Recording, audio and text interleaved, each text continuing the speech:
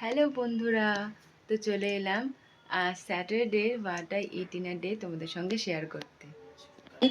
সকাল শুরু করলাম গ্রিন টি, তার সাথে দুটো ওটসের বিস্কিট দিয়ে। তো দেন সকালের ব্রেকফাস্ট করলাম আলু পটলের চচ্চড়ির সাথে দুটো রুটি, যেহেতু নিরামিষ সেই জন্য এইটুকুই। ব্রেকফাস্টের পর দুপুরে ছিল আমার ফেভারিট আইটেম শুক্তো।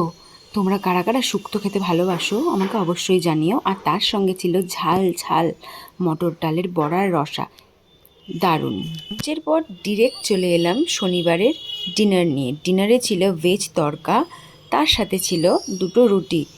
তো কম্বিনেশনটা কিন্তু অসাধারণ, আর তড়কাটাও কিন্তু দারুণ ছিল। কসৌরি মেথির দারুণ একটা ফ্লেভার ছিল।